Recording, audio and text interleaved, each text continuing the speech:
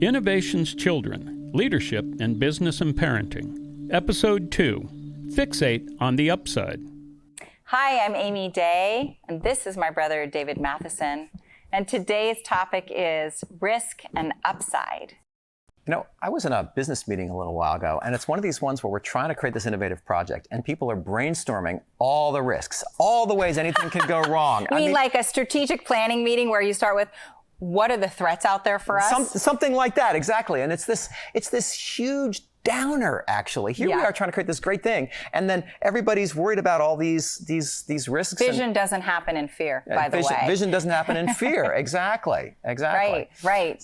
Amazing. Well, and I think about in families how, as parents, whether our kids are little kids or older kids, like we might say, I'm afraid of my 7-year-old going out on a bike, or my kid might bite, or my kid's going to pick the wrong school. Or fall out of a tree. Or like you. Exactly. I did plenty of that. Yeah. But we look at the downside of that fear and we prepare for it. Yes. Right? Rather than saying, there's a huge upside. Life's uncertain. Life's uncertain. Exactly. Life's uncertain. Yeah. So guess what? They could fall out of a tree. They could also meet their next best friend at the park, right? Or develop self-esteem. Or self-reliance. Self-reliance, exactly, right? Yeah, so by fixating on this fear or the threats or the risks that we feel about it, we're actually limiting ourselves and limiting our families, our kids, from having that experience of the upside of uncertainty, which is magical. Magical, right? Well, you totally see this in business. I mean, innovation is actually outrageous and unreasonable when you think about it. We're going to create a new future that's completely different, right? That doesn't exist today. It does not exist, right? And so you've got to focus on that upside. And people just think too small. I mean, they'll do some tiny little incremental change because it's safe or something, instead of like expansively thinking about the upside and talk about all the ways it could happen or what we could do to influence it.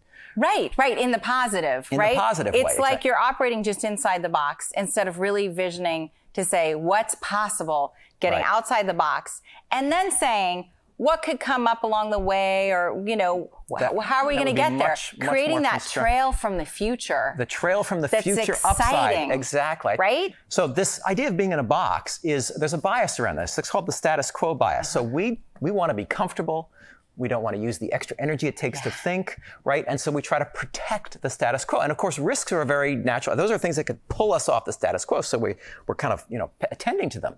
Right. And the thing about this is that people don't want to think about the upside because it's a disruption to the status quo. So if you're going to create a great future, you're actually going to disrupt the status quo. And that in itself has a little bias for us we have to help overcome to drive these new great futures. Right. And I love to think about risk, not as risk, because that feels so heavy, but in uncertainty. Yes. Because uncertainty is like a big question mark. A big question mark. That has downside or risk, and there's upside.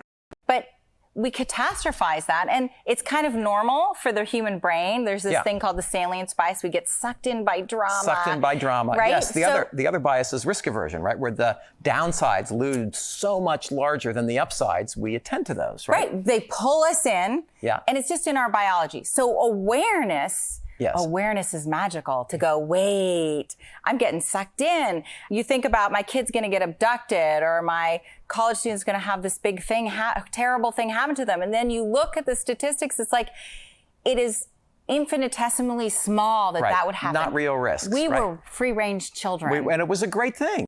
To really embrace the fact that you're taking something away when you fixate on risk. That's right. So all these opportunities for learning, all these opportunities to create a great new future in a company. So I think that's it. That, our brains are so wired to about this downside thing.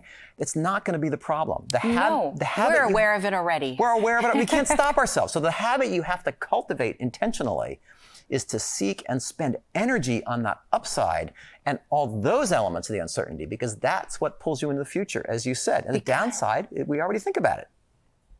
This is my sister, Amy Day. She's with clarityforaction.org, and she's a family decision coach.